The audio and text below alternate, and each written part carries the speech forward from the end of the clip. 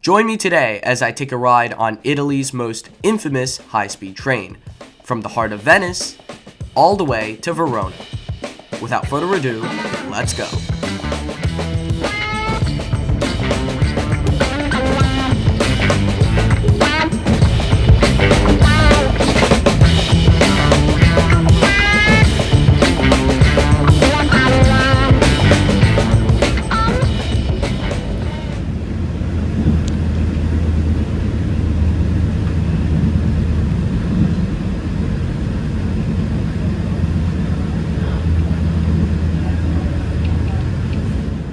Hello and welcome to Italy. You find me on a train coming into Venice from the city of Trieste.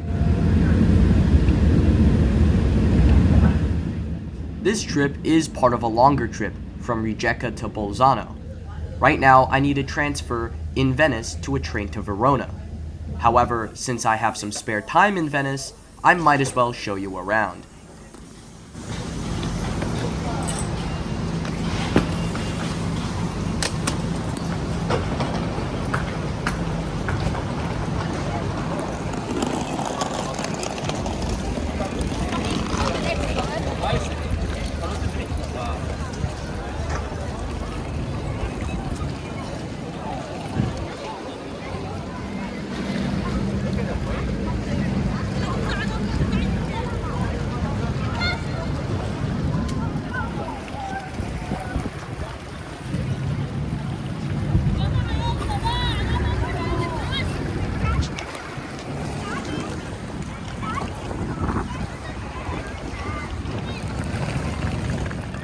Welcome to Venice's rather depressing Santa Lucia station.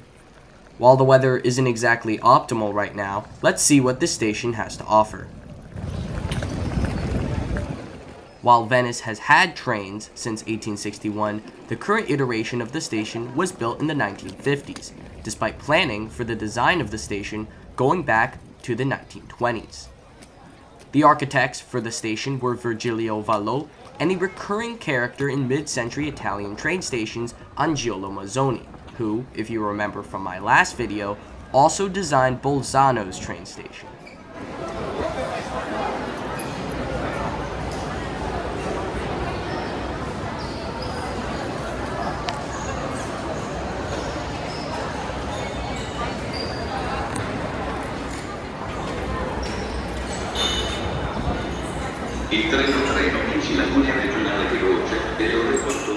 My train today is the Freccia 9740 bound for Milan, although I'm only going as far as Verona. As we head to the platforms, we can see a ticket office for Italo, Italy's private high-speed rail operator, and its competitor, the national rail operator Trenitalia's ticket office and lounge.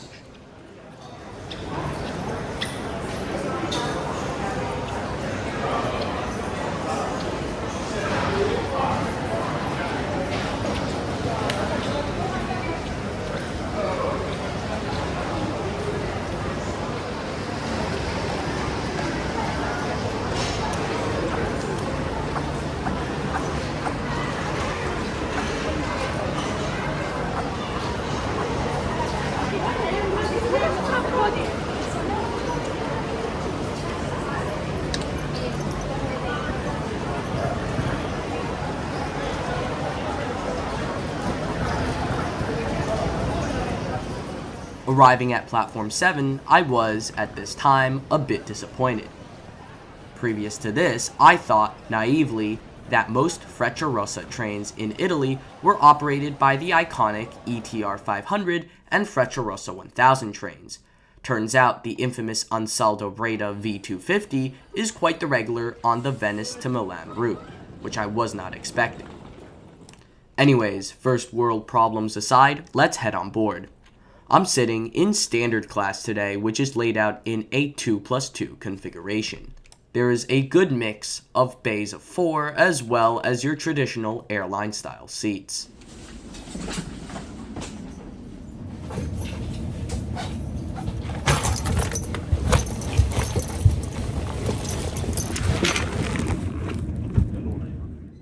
Time for a quick seat tour. I'm sitting in the aforementioned bay of 4, which means I have a quite large tray table right in front of me that folds out when needed and can fold in to save space.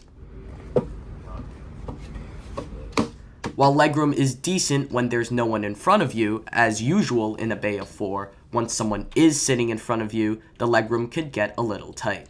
Seats also feature a trash bin, a FRECCIA sticker on the inside of the window, and what appears to be a USB and Type-C outlet under the seats. Personally, I'm not a fan of the padding on these seats. Not only are they firm, but they also really don't mix well with humidity.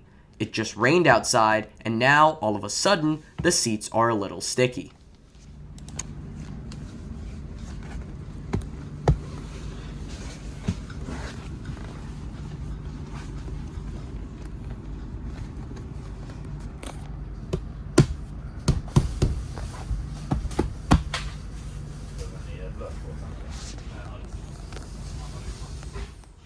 Let's take a look at how it is to sit in one of the airline-style seats.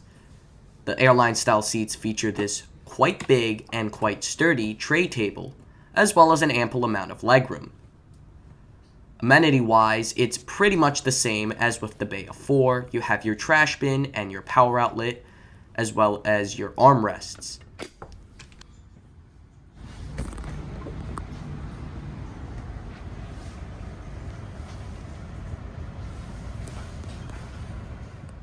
Amenity-wise, there's really nothing wrong with these trains. They provide everything you can possibly need. I just have a problem with the seat material and the atmosphere inside the train. As we speed out of Venice, let's answer the elephant question in the room. Why are these trains so infamous? Ansaldo Breda's V250s are really not brand new. In fact, their future was really uncertain until the late 2010s. They were originally built in the late 2000s for a service in the Benelux known as FYRA, between Amsterdam and Brussels, as well as a branch to Breda. Service began in 2012, however, long story short, the trains had a slew of technical and mechanical problems, and FYRA service was axed just 1 year in. After being sent back to their manufacturer, Ansaldo Breda, they ended up in the hands of Trenitalia, who put them to work on Freccia-Hento routes, as well as later on some Freccia-Rossa routes, like the one I am on today between Venice and Milan.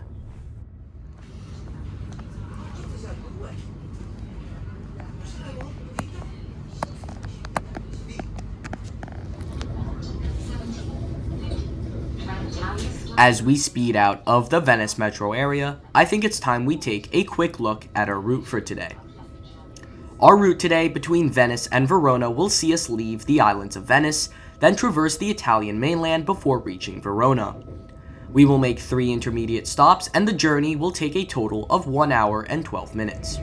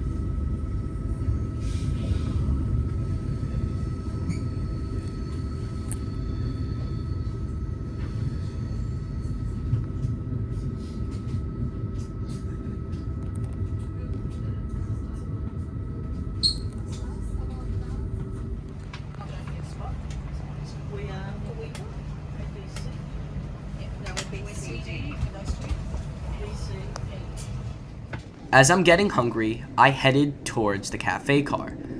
As I walked towards the cafe car, we can take a quick look at the 3 classes of service offered on board. Here's standard class. This is premium class. And this is business class. visit the website or directly tell your contact points. Here's a look at the cafe car. I found the offering here to be quite bare bones, and while it's not winning any awards, it's still something.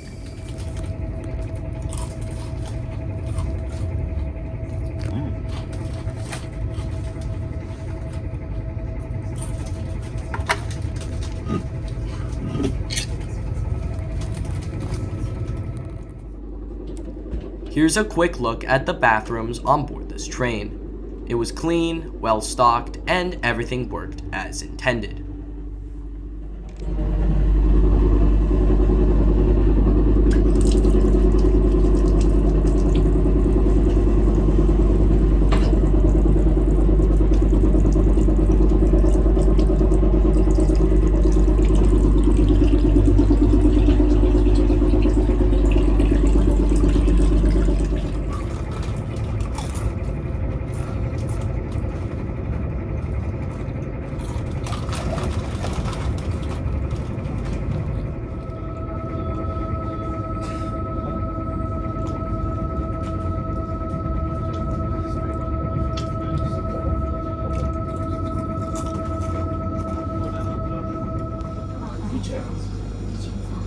Bello là, rifa del Gorgora.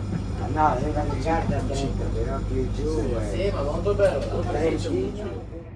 After stopping at our last intermediate stop of Vicenza, I take a moment to summarize my overall thoughts on the Ansaldo Breda V250s or the ETR 700s. While these trains have some problems and I have some gripes with them, I do feel like they are overall okay. There's nothing special about these trains, but they do get the job done. As for amenities, there was really nothing missing or not hitting the mark. Price-wise, a quick look on Trenitalia's website shows that tickets for the Frecciarossa between Venice and Milan are also quite cheap.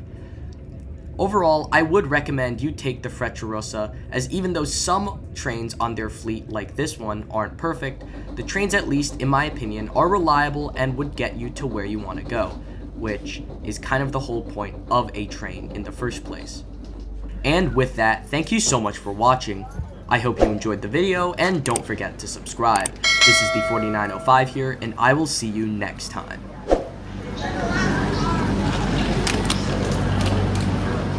Piano, un minuto. La porta a Per Vinci è consentito alle operazioni di